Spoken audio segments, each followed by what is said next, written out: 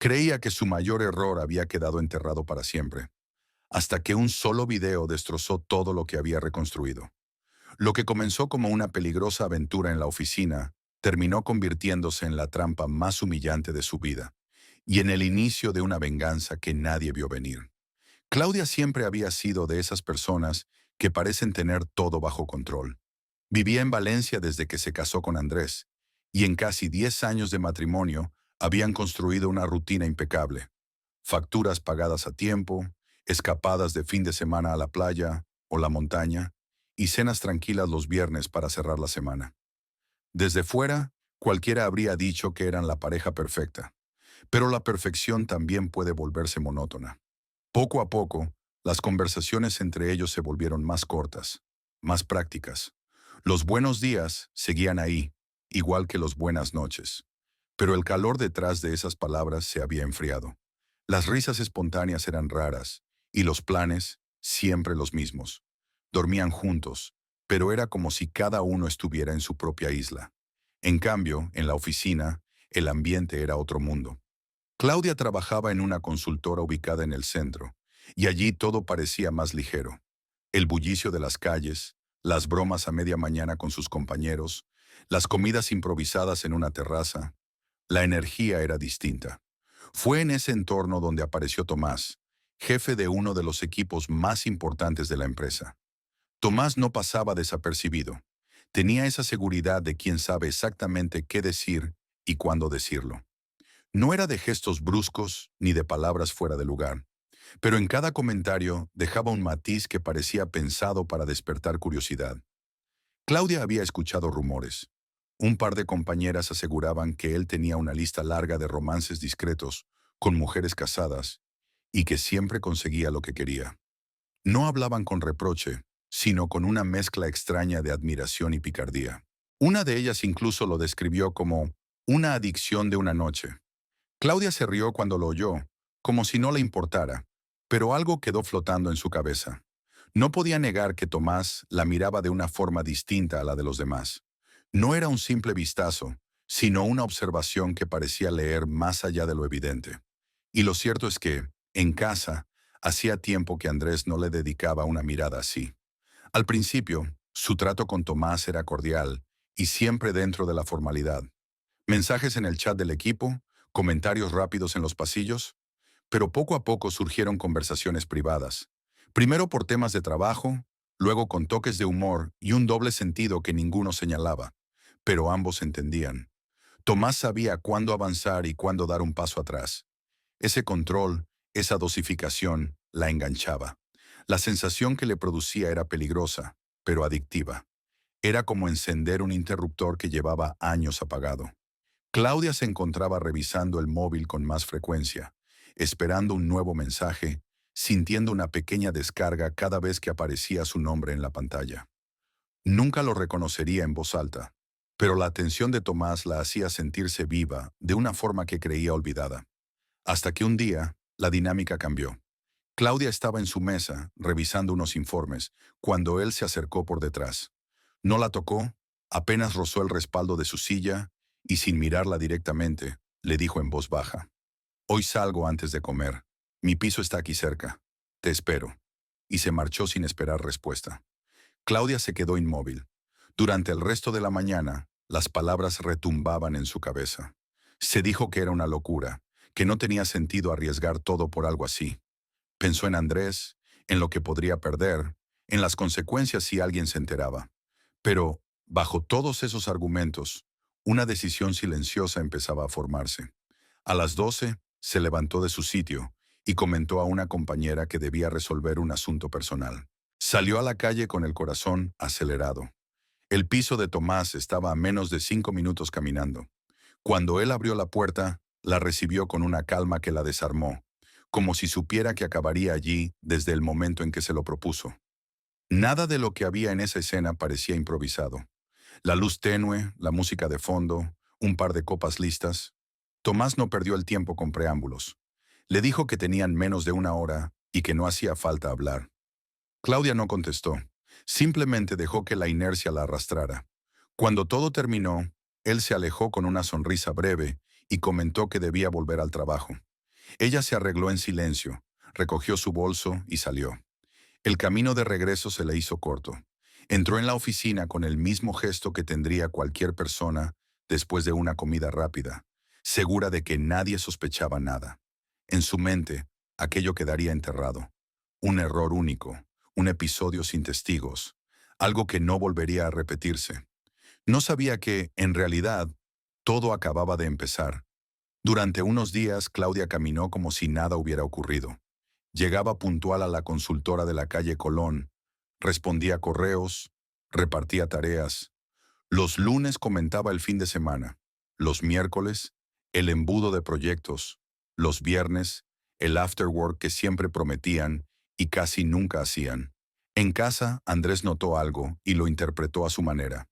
Empezó a cocinar entre semana, propuso una excursión a la Albufera y sin grandes discursos volvió a acercarse a ella. Ese gesto, justo cuando Claudia quería olvidar, le sirvió de coartada para convencerse de que lo del piso había sido un error aislado. Borró mensajes, vació chats y bloqueó a Tomás. Silencio. El lunes siguiente, sin embargo, Tomás entró a una reunión y ni la miró. Ni un saludo, ni una broma. Al terminar, envió un correo con copia a medio equipo corrigiendo detalles de un informe de Claudia, con una precisión que parecía personal. Ella no contestó. A media tarde, cuando iba por un café, lo cruzó en el pasillo. Él le cedió el paso y dijo, con tono neutro, «Revisaremos lo de esta mañana. Mándame versión final, nada más. Ni rastro del hombre que la había citado a 2 calles». Ese contraste la tranquilizó. Si él quería ignorarlo, mejor. Cerró el portátil y volvió a casa segura de su decisión. Enterrar, seguir, no mirar atrás. La estrategia duró 3 semanas. En ese tiempo, Andrés se mostró constante. Le preguntaba por el trabajo, proponía ver una serie sin móvil, le dejaba notas breves en la nevera. No eran grandilocuencias, pero sumaban. Claudia redujo al mínimo las salidas con compañeros y rehusó un par de cañas improvisadas. Se prometió no volver a ese edificio ajeno. Tomás, por su parte, alternaba correos secos con ausencias llamativas. Rumores iban y venían, que le habían ofrecido un puesto en Madrid, que Recursos Humanos estaba revisando su última licitación. Nada concreto. Un jueves, al llegar a su mesa, Claudia encontró un sobre sin remite. Dentro, una memoria USB y una nota. Ver antes de borrarlo. Sintió un frío súbito. Miró alrededor. Nadie parecía pendiente. Guardó el sobre en el bolso y aguantó el resto de la mañana con un zumbido en la cabeza. A la hora de comer, bajó al coche y sin arrancar, conectó la memoria al portátil. Había 3 archivos numerados. Abrió el primero. Pantalla en negro. Sonido ambiente. Luego, la imagen. Una habitación conocida por la luz que se colaba por las persianas. Voces. La suya. La de Tomás. Cerró de golpe. Secó las manos en los vaqueros. Volvió a abrirlo unos segundos, solo para confirmar lo que temía. El encuentro estaba grabado desde un ángulo alto, fijo, sin titubeos. No era un móvil escondido, parecía una instalación permanente. Desconectó la memoria, la metió de nuevo en el sobre y se quedó quieta, mirando el freno de mano. No lloró, no gritó. Respiró hondo, encendió el coche y dio una vuelta a la manzana para recomponerse antes de regresar a la oficina. Esa tarde, pidió una reunión con Tomás por chat. Él respondió, «Mañana 9:00, sala B». Al llegar a casa, saludó a Andrés de manera automática. Él tenía preparadas 2 entradas para un concierto en la Rambleta y propuso ir el sábado. Claudia aceptó sin pensar, como si aceptar planes futuros pusiera distancia respecto al sobre, quemándole en el bolso. A la mañana siguiente, entró en la sala B 2 minutos antes de las 9. Tomás ya estaba revisando su móvil. Cerró la puerta. Claudia fue directa. ¿Tú grabas en tu casa? Él la miró sin sorpresa. No voy a hablar de asuntos personales en la empresa. Alguien me ha dejado un USB con... Se detuvo. Con un video. No tengo nada que decir, repitió, esta vez más bajo. Y te sugiero que no traigas esto aquí. ¿Cuánta gente lo ha visto? Vuelve a tu puesto, Claudia. El tono fue la advertencia final. Ella entendió que, si seguía, él escalaría por el canal formal. Que si amenazas, que si difamación, que si protocolo. Tomás la quería callada y asustada. Salió de la sala con la idea clara. Si alguien la había querido avisar, también podía estar probando su reacción. A partir de ahí, prudencia absoluta. Ese mismo día pidió cita con una abogada recomendada por una compañera de universidad. No dio detalles por teléfono. Solo señaló tema de privacidad y trabajo. La abogada la recibió el lunes en un despacho cerca del mercado de Ruzafa. Claudia llevó el USB. Ella lo escuchó sin gestos de juicio ni consuelo fácil. Preguntó por fechas, por posibles testigos, por qué relación exacta tenía con el dueño del piso. Claudia habló sin adornos. La abogada fue precisa. Grabar sin consentimiento en un espacio privado vulnera tu intimidad. Difundirlo es un delito más grave. Antes de cualquier paso, no borres nada y no devuelvas el USB. Haremos copia forense. Claudia asintió. Por primera vez desde el sobre sintió un punto de orden. No alivio, orden. El martes, Tomás no apareció. El miércoles tampoco. El jueves, Recursos Humanos convocó a varios jefes por la mañana. A mediodía, un rumor ya corría. Tomás se iba por motivos personales. Nadie usó la palabra despido. En los grupitos de café, dos compañeras, las mismas que antes hablaban de sus conquistas, cambiaron la versión. Ahora decían que él era intenso, que marcaba demasiado. Claudia no intervino. Se limitó a escuchar y a anotar nombres mentalmente. El viernes por la tarde, camino de casa, recibió un mensaje desde un número desconocido. No te preocupes. Va a frenarse. Contestó. ¿Quién eres? Silencio. A las 2 horas llegó otro. Un enlace a una página de vídeos adultos con un título genérico y sin miniatura visible. No lo abrió. Se lo envió a la abogada con un «acaba de llegarme esto». Ella respondió al instante. No entres. Captura de pantalla del SMS y del enlace. Mañana lo reviso. Ese fin de semana, Claudia y Andrés fueron al concierto. Ella hizo un esfuerzo por estar presente, por reírse en los descansos, por comentar las canciones. Andrés la miró varias veces como si quisiera preguntarle algo y se contuviera. De vuelta en el coche, él dijo, «Te noto rara últimamente. Si es el trabajo, podemos organizar las vacaciones y apagarlo todo una semana». Claudia dudó. Pensó en contarle una versión parcial. Exceso de presión, un jefe difícil. Optó por lo limitado. «Hay tensión en la oficina. Se va a arreglar». No prometió nada más.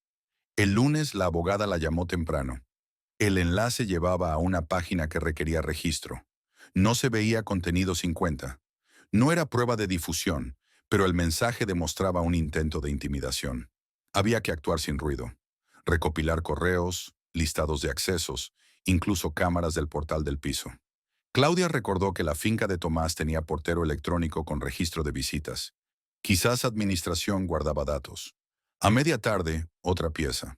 En su mesa apareció un post-it con un nombre y un número. Llama. Confía. Marcó desde el móvil personal en la terraza del edificio. Contestó una voz femenina. Soy Lucía. No te asustes. A mí me pasó lo mismo.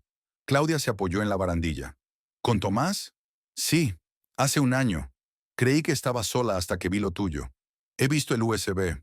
No fui yo quien te lo dejó, pero me alegra que te haya llegado. ¿Cuántas más? Al menos 3. Una denunció y al final retiró por miedo. Yo no lo hice. Error. ¿Por qué me ayudas? Porque él siempre gana cuando nos callamos. Quedaron en verse en un bar discreto, lejos de la oficina. Claudia colgó y miró el tráfico de la Gran Vía. Por primera vez desde que todo empezó, dejó de verse como alguien que solo reaccionaba. Había un plan posible. Ordenar pruebas, unir voces, mover ficha antes de que alguien pulsara el botón de subir. El ascenso de la tensión ya no venía de esconderse, sino de lo contrario. Preparar la respuesta correcta sin avisar a quien había armado la trampa. En ese punto, Claudia entendió que el error del piso no iba a decidir su vida. Lo haría lo que hiciera a partir de ahora. Y esta vez no pensaba dejar que otros eligieran por ella. Lucía y Claudia se vieron en un bar pequeño de Ruzafa, a media tarde, cuando el ruido de la comida ya había bajado. No hubo rodeos, nombres, fechas, pisos, patrones. Lucía le enseñó una carpeta en el móvil con capturas de correos y un calendario de encuentros. Otras 2 mujeres estaban dispuestas a hablar si alguien daba el primer paso. Hasta tenían una nota de voz de Tomás diciendo, «No te preocupes, aquí nadie se entera». Eso para la abogada valía oro. Esa noche Claudia envió todo al despacho. La abogada le pidió que no contestara a ningún mensaje desconocido y que mantuviera el móvil en modo copia automática. Al día siguiente, citaron a Lucía para formalizar su testimonio. Se movía algo real, no una pataleta, una línea clara de hechos, tiempos y medios. El avance duró poco.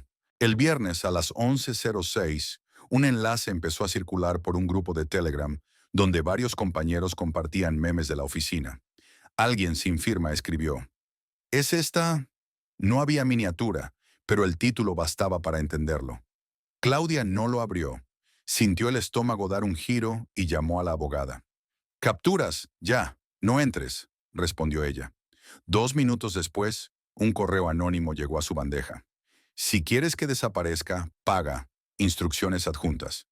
Había una dirección de cripto y un ultimátum de 24 horas. Claudia estaba marcando el número de la abogada cuando sonó otra llamada. Era Andrés. «Necesito que vengas a casa ahora», dijo, seco. No preguntó. Cogió el bolso y pidió un taxi. Al entrar vio el portátil de Andrés abierto en la mesa del comedor. En la pantalla, una pausa a mitad de video, la barra de reproducción en la mitad. Él no la miró. «¿Es esto?», preguntó. «Sí». No se defendió. Andrés apartó la silla y se quedó de pie, con las manos en los bolsillos. «¿Cuándo?» «Hace meses. Una vez. ¿Y pensaste que no lo vería nunca?» «Pensé que era un error que podía enterrar. Me equivoqué. Lo grabó sin permiso. Me están chantajeando». Andrés respiró hondo. No gritó. Caminó hasta el pasillo y volvió con una bolsa de deporte. «Voy a dormir unos días fuera. No quiero escuchar excusas. Si necesitas que declare para lo legal, lo haré. Pero ahora no puedo ni estar en la misma habitación». Salió sin portazos. Claudia se quedó sola, con el zumbido del frigorífico y la pantalla aún detenida. Llamó a la abogada. 15 minutos después, estaban en la comisaría presentando denuncia por descubrimiento y revelación de secretos y por extorsión. Los agentes de la Unidad de Delitos Tecnológicos tomaron nota del enlace, del correo y de la dirección de pago. Le pidieron que no borrara nada y que, si llegaba otra instrucción, avisara antes de responder. Quedaron en preparar una entrega controlada. Esa noche un mensaje nuevo. Último aviso. Si no ingresas, sube a portada. La abogada, en conferencia con el agente, redactó la respuesta. «Acepto. Necesito confirmación de recepción y garantía de borrado». Enviaron desde un correo creado ad hoc que la policía controlaba. A los 10 minutos, llegó un PDF con garantías de borrar y una nota. «Cuando veamos la transacción, te mandamos prueba de eliminación». Demasiada prisa, demasiada confianza. Los agentes sonrieron. No era un profesional. El plan fue sencillo. Simular un pago por una vía trazable y citar al receptor para un ajuste en un coworking del ensanche, con cámaras y una patrulla esperando. Claudia, temblorosa, aceptó participar solo en la parte de correo. La policía se encargó del resto. El sábado, Lucía y la tercera víctima, Elena, firmaron sus denuncias. Las tres se coordinaron para que sus relatos no se contaminaran. La abogada unificó los documentos y añadió un escrito a la Agencia de Protección de Datos para presionar la retirada del material si llegaba a publicarse. Ese mismo día, Recursos Humanos envió un comunicado interno ambiguo. El señor T deja la compañía por motivos personales. Nadie nombró el elefante en la habitación, pero los pasillos estaban llenos de silencios pesados. El domingo, a las 19:00, el extorsionador mordió el anzuelo. Respondió con instrucciones de encuentro. «Mañana, 13:30, Sala 2, Cowork Plaza X. Trae efectivo para cerrar». La policía pidió a Claudia que confirmara con una frase corta. Ella escribió, «Voy». Enviaron un recibo falso como prueba del primer pago. A las 21:12 llegó la respuesta. Perfecto. El lunes fue quirúrgico. Claudia trabajó en remoto con la excusa de una visita médica. A las 13:20, dos agentes vestidos de civil ya estaban en el coworking. A las 13:31 entró un hombre que no era Tomás. 30 y tantos. Pelo rapado, una mochila barata. Miró el móvil, preguntó en recepción por Sala 2 y subió. Los agentes lo siguieron. Dentro la trampa, sobre la mesa, un sobre con papeles simulando efectivo y un móvil preparado para grabar. El hombre abrió la mochila y sacó un papel con la misma dirección de cripto del correo. Cuando fue a tocar el sobre, los agentes se identificaron. Policía, manos donde podamos verlas. El tipo se quedó helado. No opuso resistencia. En el registro encontraron un móvil con la app de correo abierta y la cadena de mensajes con Claudia. En sus chats había un nombre, T, y otro, Admin Piso. Los agentes se miraron. Una persona que no sabía ocultar sus huellas no era autor único. Era una pieza intermedia. A las 17:00, Claudia, agotada, recibió la llamada. El detenido había confesado que cobraba una comisión por gestionar encargos de té, que le pasaban material y él hacía de muro entre cliente y proveedor. Dijo un apellido, no el de Tomás, el del portero de la finca donde estaba el piso. Ahí el rompecabezas encajó. El ángulo de la grabación, el control de accesos, los comentarios de nadie se entera. El admin piso tenía llave, conocimiento de cámaras y acceso a trasteros. No hacía falta que Tomás se ensuciara cobrando. Bastaba con alguien con acceso físico y necesidad de dinero. La policía pidió a Claudia que no contactara con nadie del edificio. A medianoche, con orden judicial, registraron el cuarto de mantenimiento. En un falso techo encontraron una caja con tarjetas de memoria rotuladas por fechas y un disco externo. Había más de lo que esperaban. El portero, un hombre de mediana edad, negó todo hasta que le mostraron una captura. Su propio número figuraba en el móvil del detenido como admin piso. Cayó de golpe. Claudia no durmió. Andrés le mandó un mensaje a las 2 de la mañana. He oído sirenas en tu calle. ¿Estás bien? Ella respondió. Sí. Han detenido al intermediario y al portero. Falta él. Andrés escribió. Mañana paso a por ropa. Hablamos otro día. Ni reproches ni consuelo, solo logística. A media mañana la abogada la llamó con una noticia ambigua. Tomás había salido de Valencia el fin de semana. Tenían su nombre en los chats y en la declaración del detenido, pero aún no la orden de detención. Harían falta las imágenes del garaje, los contratos del piso, los extractos que demostraran pagos y quizá la colaboración de las otras víctimas para cerrar el círculo. No era el final, era el punto de no retorno. Claudia aceptó sin quejarse. Envió a la abogada los correos de recursos humanos, la copia del contrato de alquiler que había visto una vez en el despacho de Tomás y los nombres de las compañeras que lo defendían en la máquina de café. También escribió a Lucía y a Elena. Sigue, no paréis. Por la tarde llegó un correo más, esta vez sin amenaza. Solo 3 palabras. No sabes con quién. No había firma, no había exigencia. Claudia lo reenvió a la abogada y lo borró de su bandeja de entrada. Miró la casa en silencio. No pensó en castigos ni en reconciliaciones. Pensó en cerrar el paso a la siguiente víctima. Para eso estaba allí. Cuando el teléfono volvió a vibrar, era un número oculto. Contestó, una voz conocida, muy baja. Claudia, soy Tomás. Bórralo todo. No tienes idea del lío en el que te estás metiendo. Tú tampoco, dijo ella. Nos vemos en el juzgado. El sonido de la puerta cerrándose detrás de Laura fue el final de todo. Sergio se dejó caer en el sofá, sintiendo un peso que no era físico, sino una mezcla de rabia, tristeza y alivio. Había pruebas sólidas, su abogado ya las tenía, y la jugada de Laura y Marcos había terminado. A la mañana siguiente, el portero, don Julián, siempre atento, le confesó que había exagerado su dolor de hombro para advertirle. También le contó, casi con un gesto de triunfo, que una vecina chismosa había visto a Marcos salir desnudo de la casa. En 2 días todo el bloque lo sabrá, dijo con media sonrisa. Sergio no sabía si agradecerle o echarse a llorar. Pasó los días siguientes en una rutina mecánica. Gimnasio, trabajo, comida con sus padres. Por las noches en el piso, el silencio era abrumador. Las fotos de la boda y las vacaciones seguían en las estanterías, como si quisieran recordarle lo que había perdido. Finalmente, una tarde, decidió meter todas las imágenes y recuerdos en cajas. No era rabia, era necesidad de respirar. El lunes se reunió con su abogado. Gracias a un acuerdo prematrimonial que su padre había insistido en firmar, Laura no podía reclamar la vivienda ni bienes adquiridos antes del matrimonio. Todo lo demás se dividiría a partes iguales, aunque Sergio planeaba pedir compensación por adulterio. No quería quedarse con cada objeto. La mayoría le recordaban a ella y prefería empezar de cero. Mientras tanto, Laura intentó acercarse. Primero fueron mensajes de disculpa y súplicas. Luego, llamadas que él ignoró. Un día apareció en la puerta, pero el nuevo bombín se lo impidió. Otra tarde, Marcos se presentó en el portal, preguntando por ella y por Sergio. Don Julián, con su tono cortante, le respondió: «La señora Laura ya no vive aquí, y el señor Sergio no está».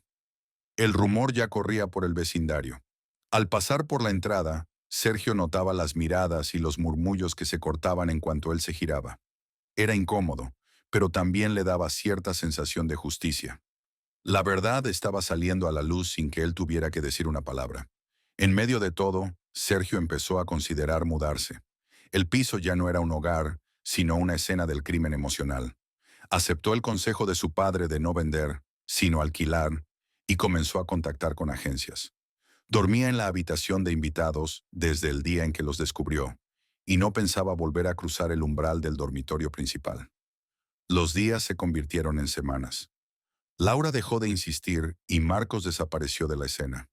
La tensión empezó a bajar, pero el vacío seguía ahí. Sergio se obligaba a ir al gimnasio, a comer con amigos y a hacer cualquier cosa que no implicara quedarse solo con sus pensamientos. Poco a poco, empezó a notar que el dolor no era constante. Venía en oleadas, y entre una y otra podía respirar.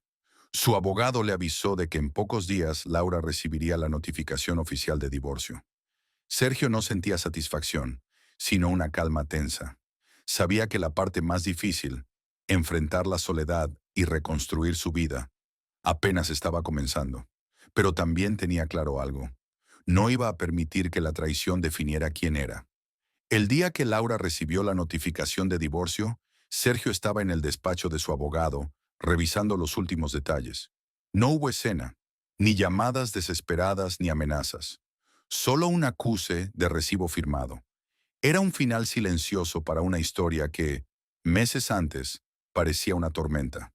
La vista judicial se fijó para finales de verano, en el juzgado de primera instancia de Valencia. Sergio y su abogado acordaron mantener un enfoque estrictamente legal. Nada de discusiones emocionales, nada de buscar venganza fuera de lo permitido. Querían que el expediente fuera claro, con pruebas sólidas y sin margen para que la otra parte alegara difamación o mala fe. Las pruebas eran contundentes: capturas de pantalla, testigos, informes periciales sobre la grabación encontrada y el chantaje. Además, las declaraciones de Lucía, Elena y otra víctima completaban el retrato de Tomás y su red. El juez admitió a trámite la denuncia por vulneración de la intimidad y extorsión. Esto, de paso, reforzaba la causa civil contra Laura, pues demostraba que no solo había habido infidelidad, sino exposición pública de un tercero para obtener beneficios. En el proceso penal, Tomás fue citado a declarar. Intentó argumentar que la grabación había sido consensuada, pero las fechas, los mensajes y la intervención de su cómplice desmontaron la coartada. El portero, en un intento por reducir su condena, confesó cómo instaló las cámaras y quién le pagó. Dio detalles de horarios, de las entregas de material y de los correos que Tomás enviaba con instrucciones. La investigación reveló que no era la primera vez que lo hacía. La prensa local olió la historia, pero Sergio pidió que se evitara la filtración de nombres completos para proteger a las víctimas. Aún así, algunos detalles circularon en foros y redes, y el apellido de Tomás empezó a asociarse con titulares incómodos. Mientras tanto, Sergio fue reorganizando su vida. Alquiló su piso a una pareja joven y se trasladó a un apartamento más pequeño en la zona marítima. Lo decoró con lo justo, sin recuerdos del pasado. Recuperó viejas aficiones: fotografía urbana, paseos en bicicleta por el cauce del Turia, partidos de pádel con amigos. No era felicidad inmediata, pero sí un espacio limpio donde reconstruirse. Laura, por su parte, aceptó un acuerdo para evitar el juicio completo. Renunciaba a cualquier compensación económica a cambio de cerrar el proceso de manera rápida. Firmó los papeles con gesto serio, sin mirar a Sergio. Él no sintió victoria, sino alivio. El día de la ratificación, el juez confirmó el divorcio y la división acordada de bienes.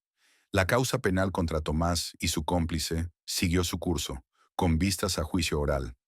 Las víctimas acordaron declarar juntas, de forma coordinada, para evitar contradicciones y reforzar el caso. Pasaron los meses.